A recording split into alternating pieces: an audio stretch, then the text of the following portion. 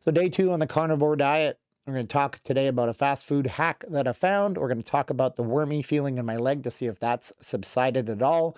Talk a little bit about magnesium and about the fact that you're probably not the only person who's ever had hypochondria like me, and that there's probably way more people dealing with this than you ever know of. So hopefully that'll be comforting for you. My name is Steven. I'm a hypochondriac. I'm a headspace. I have suffered from high anxiety levels my whole life. I don't blame my parents, but if we look at the environment under which kids grew up, it was just a lot of stress and high levels of stress. And I think also, if I've researched it correctly, in utero, there are periods when a mom has the baby inside her, and there are periods where the babies and the fetus and the little person, because they're little people inside, I don't care what you say, they're being like bombarded with hormones like cortisol, which is a stress hormone, and all these things. And they say that they can pinpoint the different parts in utero, in the womb, that a little person was hit. And if the mom and dad are going through a stressful time at this period for this many months, the baby can come out with all sorts of anxieties and pre-existing conditions. Now, I don't know how true that is, but I grew up with that kind of stuff. So anyways, I'm all over on the health hypochondria, but let's talk about that in a minute. Let's first talk about day two. So day two, I ate beef for lunch. I found a hack. We had our office meeting, and then I needed to get some beef. So I went over to In-N-Out Burger, and I found out that at In-N-Out Burger, which you can't probably do this unless you're in California, Nevada, Arizona, I think like Southern Oregon, maybe Washington. Is it in Idaho? I don't even know what states In-N-Out's in anymore, but they're mostly on the West Coast. And you can order just beef patties that they would usually put on their double double for $1 a piece. Who would have thunk it? And it's actually a really great deal, because if you try to go to McDonald's and get like a double quarter pounder, which is what, 4, 8, 12, 16, that's 8 ounces. Try to get 8 ounces of beef at McDonald's. It's going to cost you the price of a double quarter pounder. And it doesn't matter if you get it with no bun, no lettuce, no mayo, no this, no that, just the beef in a box, like a little cardboard container. So that's going to cost you $6. Well, I got, and I looked it up online, it says that the patties are 2 ounces each there before cooking. So I got essentially 12 ounces for $6. That's pretty good hack. So I ate that today, and then I found out that after they cook them down, they're only worth 100 calories. Oh my goodness. So I only ate 600 calories today, but we're going to continue on.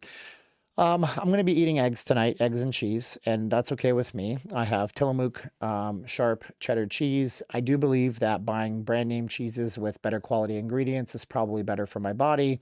But then that leads it to the idea that this isn't really a carnivore diet at this point, is it? I don't even know. And so that's the big thing. When people say they're going to do the carnivore diet, what's the difference between that and a ketogenic diet? I guess ketogenic diets are going to incorporate leafy vegetables, anything that's green, things that have a lot of fiber. You're going to count your carbs. At the end of the day, there's an argument that can be made for vegetables being toxic, which I don't think is necessarily true, but vegetables can also be very beneficial because it costs a lot less energy for your body to break down vegetables, which means that you have higher longevity, which is why there are some people who are vegans, like Buddhists and things like this, that live to 100 years old, I suppose. But there's also studies saying that that may not necessarily be true. Anyways, I'm doing the carnivore diet where I eat eggs, cheese, beef. We'll see how I feel tomorrow. Now, in terms of health anxiety stuff, I think I missed one of the things I wanted to talk to you about in this video, because I don't want these videos to be like 10, 20-minute long rants. I just want you to know, like, I bumped into another person today that has some health anxiety things that are going on in their life too. And it happens to people, and it's okay. But what I think is that we take so many things for granted in our life, and then something like COVID-19 back in 2019, 2020 comes around, and it just throws in this whole thing of things that we never really thought about before. So if, for example, you used to get sick once a year. Now, every time you get sick, you're running to the store and doing COVID self-checks because you think that this could be it for you. And why are you thinking that way? Well, you're thinking that way partially because you were told that COVID was the end of the world. And I'm not a doctor. Maybe it is for you, but for most people it's not. But I think that it's like permeated our mentalities. So I do believe that if I were to search on Google Trends, I think there is like a much bigger uptick in people that are searching for things And when you search for symptoms, you're always going to find pages that are optimized for your symptoms. And this is a big problem. I'm going to give you an example of this, okay? I hurt my arm in July of last year. I actually snapped and tore, ruptured. It's the worst term in the world, my distal biceps tendon. Now, there's two parts of your biceps tendon, part up here and part in your elbow. I happened to rupture the part in my elbow. Every single website I looked at told me that if I didn't get this fixed within 3 to 4 weeks, I would be permanently not able to use my arm in the same way, and I would never get any of the function back that I lost. Turns out those are just a lot of orthopedic surgeons and offices that provide a variation of the same article that's search engine optimized to get you to come in to use them for the surgery.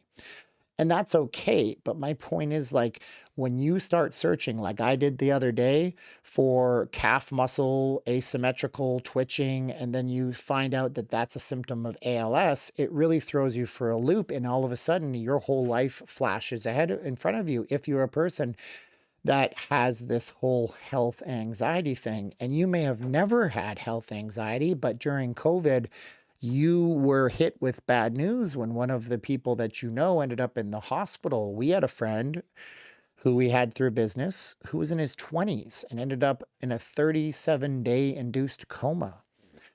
Now, this is not normal for people, but COVID wasn't a normal situation. My point is like this, right?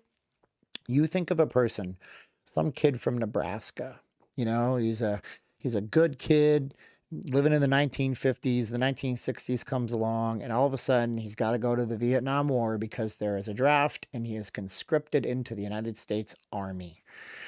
And he was normal when he left, but when he came back, he wasn't normal anymore.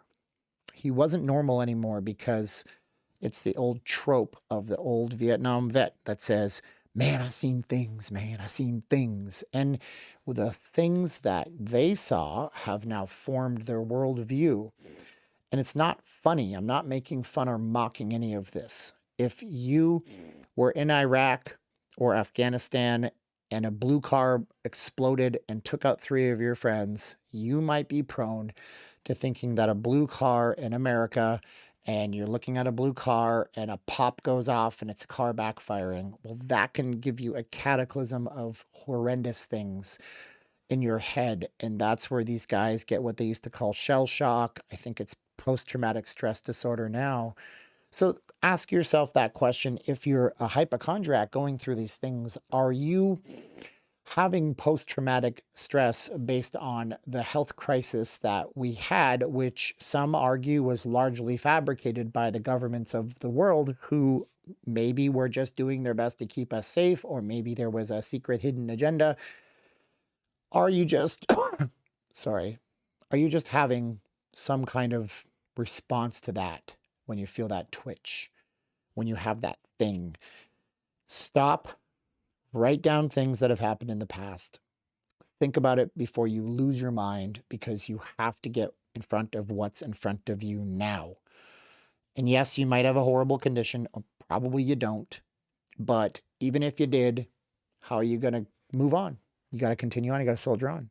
So that's where I'm at. This ended up being a way different rant about things, but I'm going to go eat some bacon and eggs and cheese, and I will make another video tomorrow. And thank you for watching. Wow, this went in a weird direction, didn't it? This is like old school YouTubing, old school YouTubing. That's the way they used to do it. Just a camera and a guy talking. All right, thanks. Share this with somebody if you think it'll help them. Bye-bye.